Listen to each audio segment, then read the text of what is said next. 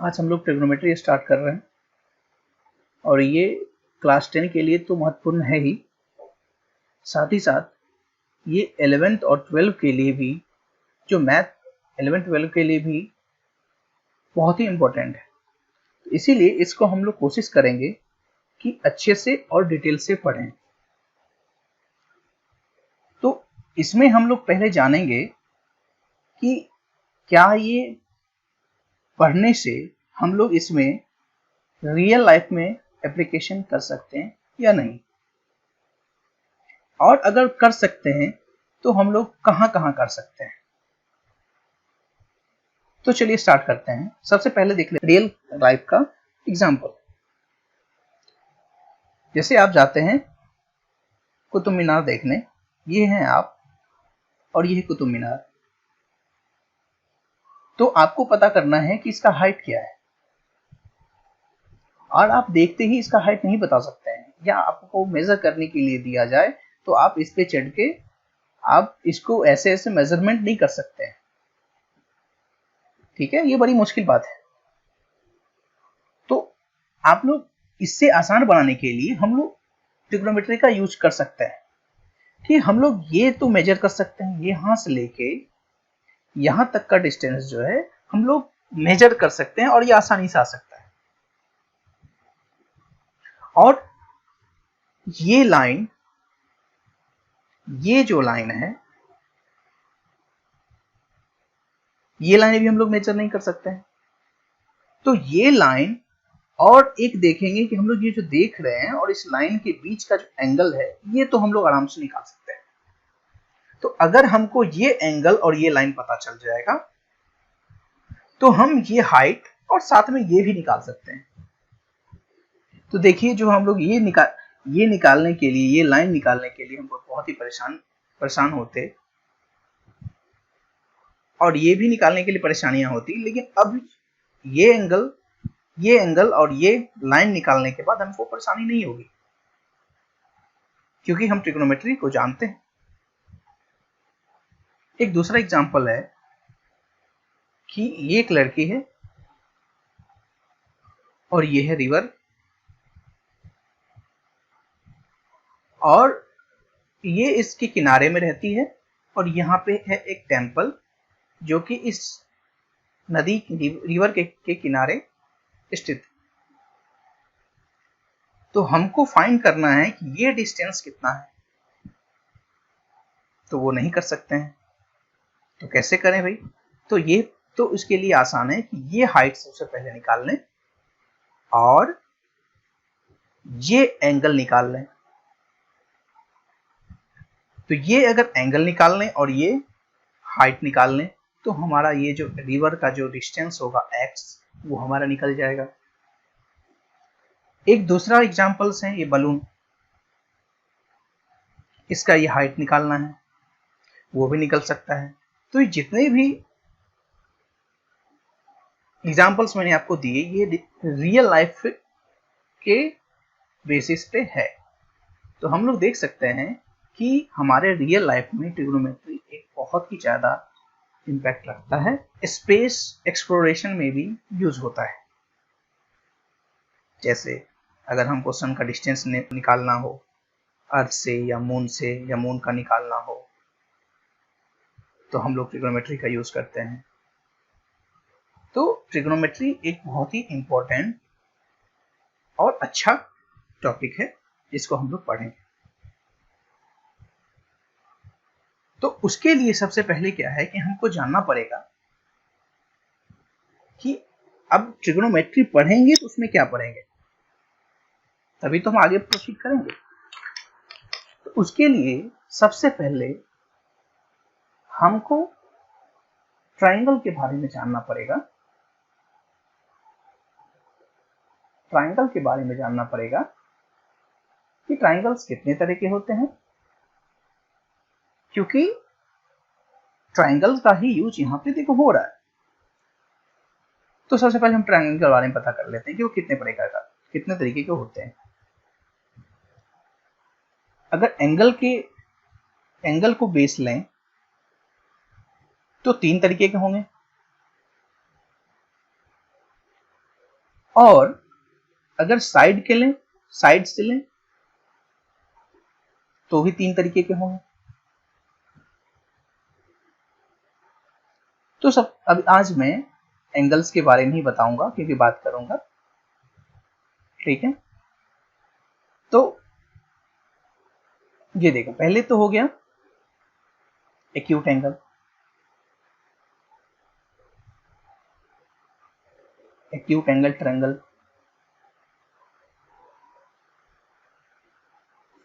जिसको हम लोग न्यून कोण कहते हैं। एक हो गया obtuse, obtuse angle triangle. Triangle को मैं ये बना देता हूं, इसको बोलते हैं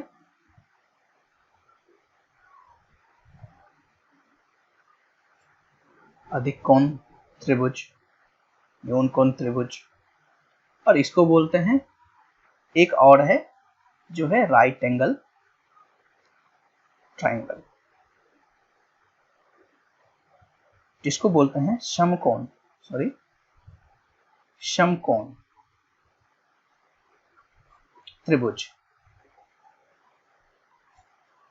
अब हम लोग ये जानते हैं कि ये जो 3 ट्रायंगल हमने बताए हैं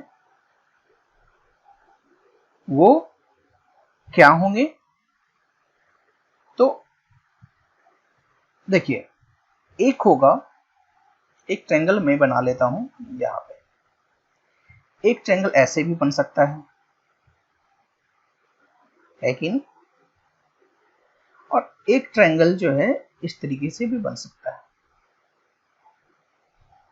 तो इसमें देखिए कि 3 एंगल हैं, ए बी सी, इसमें भी 3 एंगल होंगे और इसमें भी 3 एंगल होंगे।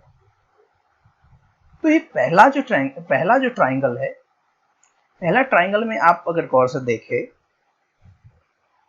तो इसमें जितने भी एंगल हैं, एंगल ए, एंगल बी और एंगल सी, वो सारे के सारे जो होंगे लेस देन 90 डिग्री होंगे, तब ये एक्यूट एंगल ट्रायंगल होगा। और इसमें देखें कि एटलीस्ट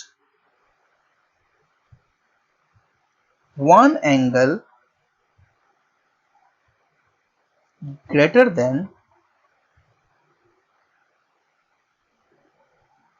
90 डिग्री।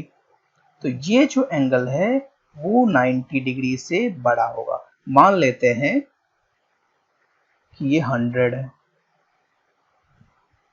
तो ये जो है क्या हो जाएगा, ऑब्ट्यूज हो जाएगा।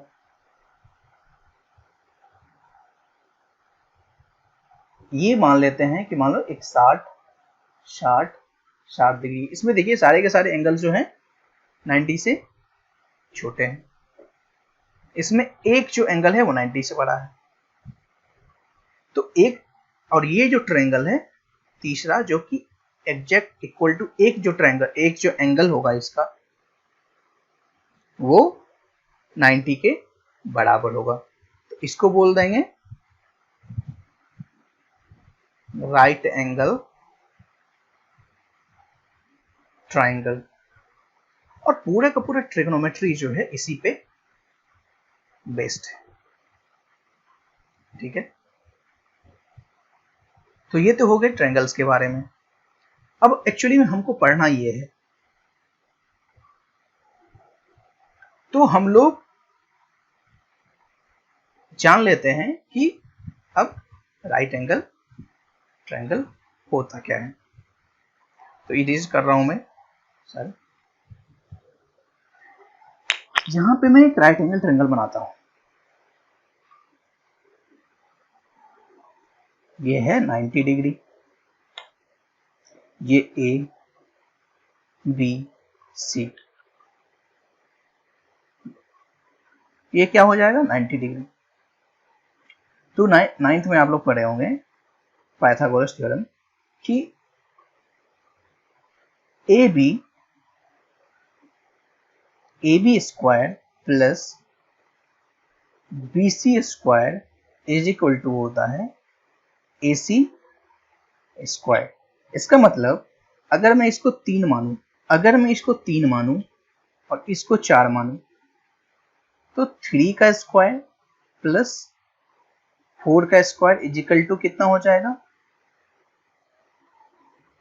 9 प्लस 16 इज इक्वल टू 25 और ये होता है 5 का स्क्वायर, तो ये हो जाएगा 5। तो आप ये देख रहे हैं कि ये जो थर्ड साइड है वो इससे और इससे, ये दोनों से बड़ा है और ये ऑलवेज ग्रेटर ही होगा इन दोनों साइड से। ठीक है, और ये बहुत ही इंपॉर्टेंट लाइन है जो आपको याद रखनी है कि ये जो सामने वाली साइड 90 के सामने वाली साइड होती है वो हमेशा बड़ी होती है किनसे, ये दो साइडों के रिस्पेक्ट में। ठीक है, अब हम लोग आगे बढ़ते हैं कि अब हम लोग जो पढ़े हैं राइट एंगल ट्रायंगल, जैसे कि हम लोग पीछे पढ़े हैं और देखिए यहाँ पे 2 ट्रायंगल्स भी बने हुए हैं। तो अब हम लोग ये जान लेते हैं कि इन साइडों को बोलते क्या है, क्या बोला जाता है। यहाँ पे 2 राइट एंगल ट्रायंगल्स बने हुए हैं, ये है 90 डिग्री, ये भी 90 डिग्री, इसका एंगल कुछ है और ये इसका एंगल कुछ है। मैं मान लेता हूं अभी कि एक फिगर में इसको लेके चलता हूं और एक फिगर में इसको लेके चलूंगा एंगल। ठीक है, अभी एंगल ए को लेके चल रहा हूं। तो अगर एंगल ए को लेके मैं चलूं तो आप देखोगे क्या कि एंगल ए 2 साइडों के बीच में बना हुआ है, एक ये और एक ये। और मैंने आपको बताया था कि ये लॉन्गेस्ट साइड होता है, बड़ा होता है तीनों में, इसको बोलते हैं हाइपोटेनियस। तो ये एक हाइपोटेनियस हो गया और ये एंगल हाइपोटेनियस के साथ साथ एक और से मिल रहा है, उसको बोलेंगे हम लोग बेस। ठीक है, और ये जो साइड हो गया, ये साइड हो गया, इसको बोलेंगे हम लोग हाइट, जो हम लोग बलून के केस में देखे थे और कुतुब मीनार के केस में देखे थे। ये हाइट हो गया और ये बेस हो गया। इसको हम लोग ये भी बोल सकते हैं कि एंगल ए के साथ वाला क्या हो जाएगा, उसका एडजेसेंट हो जाएगा। ठीक है, उसका क्या हो जाएगा, एडजेसेंट हो जाएगा। और इसके सामने वाला मतलब इसके अपोजिट में है तो ये हो जाएगा अपोजिट, है कि नहीं। तो अगर मैं ये एंगल बदल दूं, अगर मैं यहां मान लूं, अगर ये देखिए मैं यहां मान लूं तो इसके एक साइड जो यहाँ पे है और 90 के सामने वाली वो तो हमेशा होगी क्या, हाइपोटेनियस। इसको बोलते हैं हिंदी में कर्ण।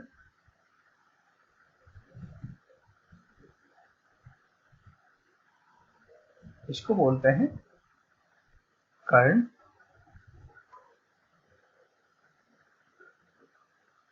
इसको बोलते हैं आधार और इसको बोलते हैं लंब। ये भी हो गया, तो ये कर्ण हो गया, हाइपोटेनियस हो गया। तो एंगल के अगर ये एंगल हम लोग बेस माने हैं तो इसके साथ वाला जो ये है वो क्या हो जाएगा, इसका एडजेसेंट साइड हो जाएगा, side adjacent to angle C. C का एडजेसेंट हो गया साइड, ठीक है, जो हम लोग इसको बेस भी बोल सकते हैं, मतलब आधार बोल सकते हैं, और इसके सामने वाला मतलब ये अपोजिट हो गया, और इसको क्या बोल सकते हैं, क्योंकि ये जो है इस पे तो लंब है, इसको लंब भी बोल सकते हैं, किसी किसी केस में इसको परपेंडिकुलर भी बोला जाता है।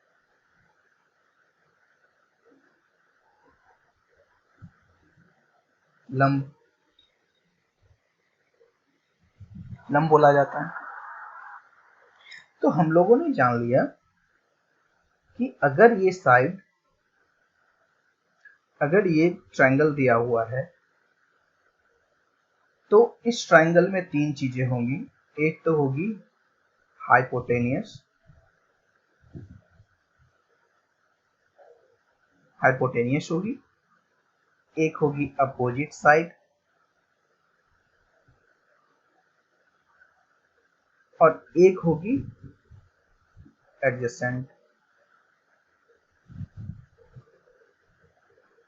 एडजेसेंट को हम लोग क्या बोल देते हैं, बेस, मतलब आधार।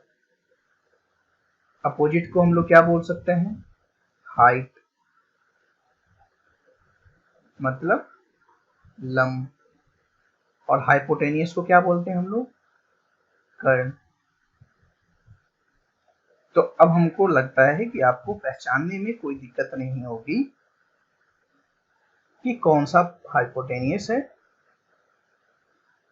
और कौन सा एडजेसेंट है और कौन सा अपोजिट है। फिर भी मैं एक बार इसको स्लाइड को इरेज कर रहा हूं और फिर से बताने की कोशिश कर रहा हूं कि 90 के सामने वाला हाइपोटेनियस, एंगल के साथ वाला एडजेसेंट मतलब आधार, और एंगल के सामने वाला अपोजिट मतलब लंब। ये कर्ण, ये आधार। ठीक है, इसमें बस इतना ही है, क्योंकि और जैसे ही मैं यहाँ पे बेस मान रहा हूँ, एंगल इसको मान रहा हूँ, तो इसके साथ वाली बेस ये हो जाएगी, बेस मतलब आधार मतलब एडजेसेंट हो जाएगी, इसकी एंगल एक ही एडजेसेंट ये हो जाएगी, और इसके अपोजिट क्या हो जाएगी, ये अपोजिट, और इस 90 डिग्री के सामने वाला क्या हो जाएगा, कर्ण हो जाएगा, मतलब हाइपोटेनियस हो जाएगा। ठीक है, अब सबसे पहले देख लेते हैं कि अब इसमें क्या है। यहाँ पे कुछ मैंने पॉइंट आउट कर दिए हैं। अब ये देखिए कि ये साइन,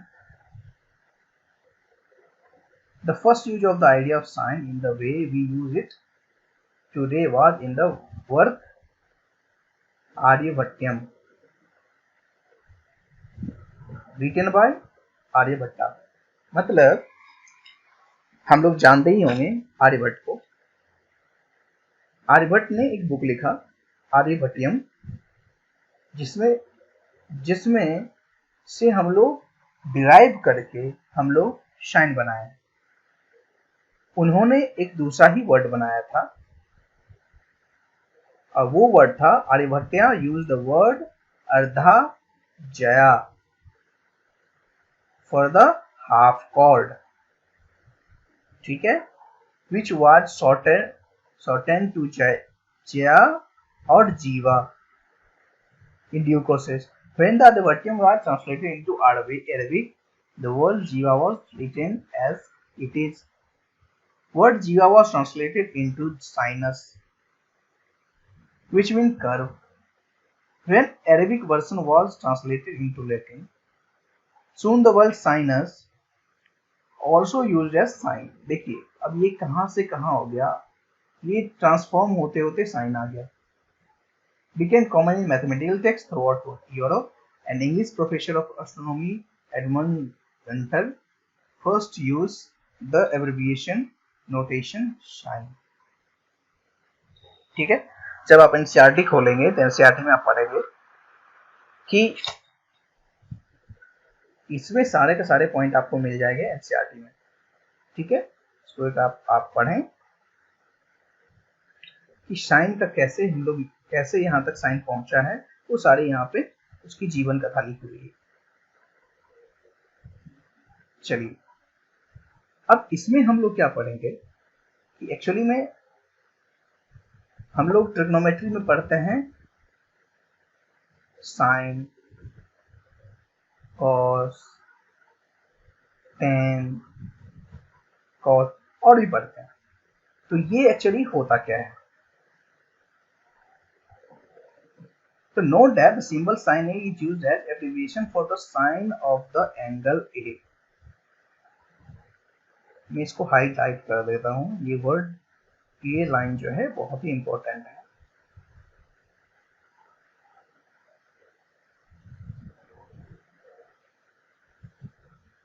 कि ये जो है हम लोग इस तरह से लिखेंगे, हम लोग इस तरह लिखेंगे कि साइन ए कॉस बी।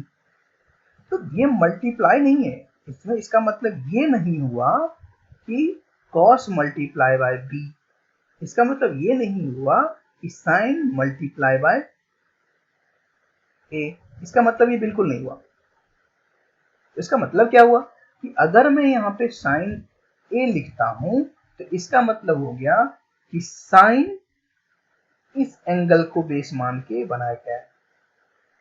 ठीक है, sine is not the product of sine और and A, sine separated from A has no meaning. क्योंकि एंगल आप लोग देखते हो ऐसे, हम लोग एंगल ऑफ ए का तो कोई मतलब नहीं है। ठीक है, वर्टेक्सेस का रिप्रेजेंटेशन हो गया है ना, और एंगल को हम लोग एंगल ए लिखते हैं। और अगर साइन ए लिख रहे हैं तो साइन मतलब कि साइन अभी पढ़ेंगे कि वो क्या होता है, लेकिन ये साइन जो है वो एंगल का रिप्रेजेंटेशन है। इस एंगल के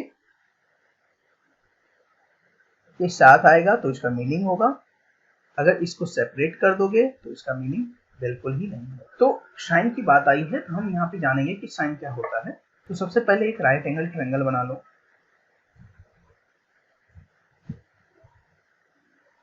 ये हो गया ए, ये बी और ये सी, और ये हो गया 90 डिग्री। 90 के सामने वाला क्या हो जाएगा? हाइपोटेनियस। ये क्या हो जाएगा? एंगल ए के सामने वाला, एंगल ए को मैं बेस ले रहा हूं, एंगल ए के सामने वाला क्या हो जाएगा? अपोजिट, इसके अपोजिट में है। और इसके साथ वाला क्या हो जाएगा? बेस, मतलब एडजेसेंट हो जाएगा।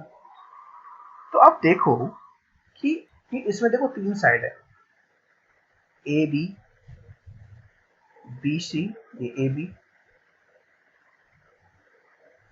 फिर ये हो जाएगा बी सी, और फिर ये ए सी, फिर हो जाएगा ए सी। तो आप ये देखो कि इस तीनों को अगर हम लोग अरेंज करें, अगर इस तीनों को हम लोग अरेंज करें, रेशियो बनाएं, तो कितने पॉसिबल रेशियो बनेंगे? टोटल 6 पॉसिबल रेशियोज बनेंगे। 6 अनुपात इसके बनने चाहिए और बनेंगे। जैसे कि अगर मैं ए बी पहले ऊपर लिखूं तो A B by B C हो सकता है, ए बी बाय ए सी हो सकता है। एक अगर बी सी में पहले ऊपर लिखूं तो B C by A B हो सकता है, और बी सी बाय ए सी हो सकता है। अगर ए सी को ऊपर लिखूं तो ए सी बाय ए बी हो सकता है, और ए सी बाय बी सी हो सकता है। और क्या पॉसिबल वैल्यूज हैं? बिल्कुल नहीं। ठीक, टोटल 6 ही बनेंगे। तो मैथमेटिशियन ने इस रेशियो का एक नाम रखा, ठीक है, इस अनुपात का एक नाम रख दिया गया। ठीक है, जैसे कि मैं BC बाय AC की अगर बात करूं अगर BC बाय AC की बात करूं मैं तो इसको बोला गया साइन A। मतलब मैं यहां पे लिख देता हूं, अब इसी को मैं डिटेल्स लिख देता हूं कि sine A is equal to हो गया BC बाय AC। इसको बोला गया BC बाय AC हो गया, और एक ये हो गया cos A is equal to AB by AC, और एक हो गया tan A is equal to BC by AB, जो कि ये हो गया। ठीक है, इसका मतलब ये समझो, ऐसे समझते हैं हम लोग कि साइन को हम लोग रिप्रेजेंट कर रहे हैं, साइन को A को हम लोग रिप्रेजेंट कर रहे हैं कि साइन A का अपोजिट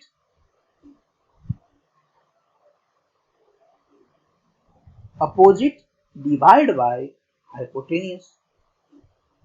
अच्छी लिख रहा हूं मैं, ठीक है, हाइपोटेनियस।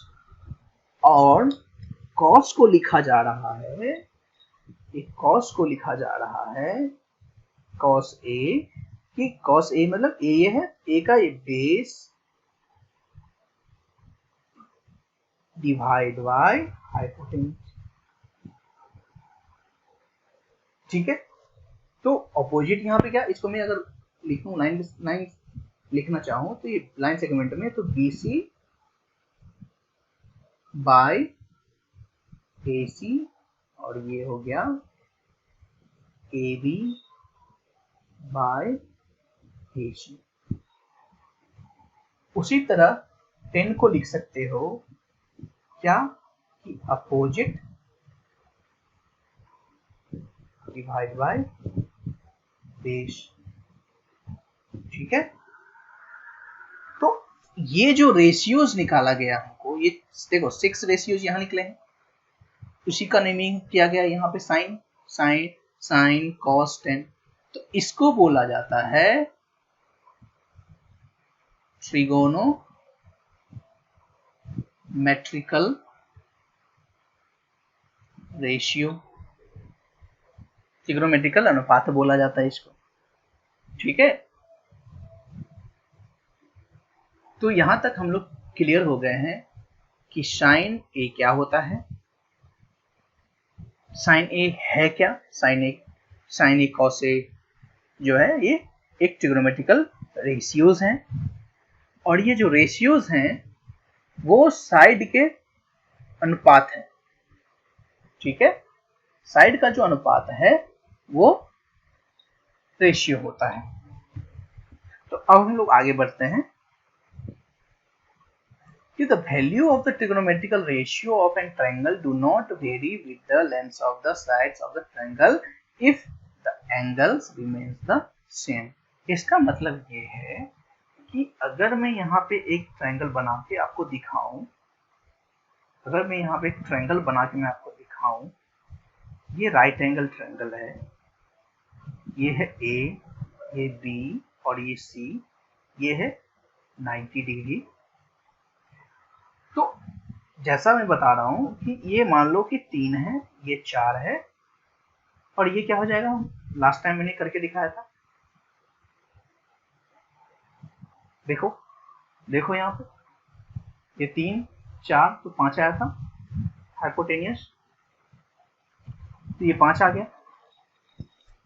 तो आप ये देख रहे हो, इस तरह के मैं साइन में देखो क्या लिख सकता हूँ, साइन लिख सकता हूँ, साइन एंगल ए लूं अगर मैं, तो साइन ए क्या हो जाएगा, अपोजिट तो 3, और ये हाइपोटेनियस 90 के सामने वाला, तो ये हो जाएगा 5।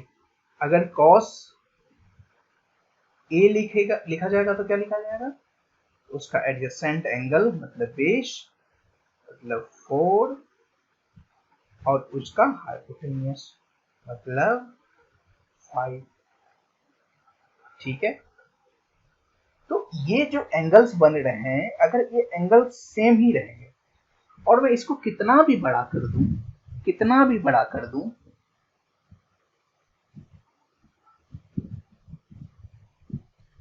तो इसका जो रेशियोज होगा वो कभी नहीं बदला जाएगा। जैसे कि ये देखो, यहाँ पे देखो, ये एंगल थीटा है, मान लो एंगल एंगल ए है, तो साइन क्या हो जाएगा, ये डिवाइड बाय ये।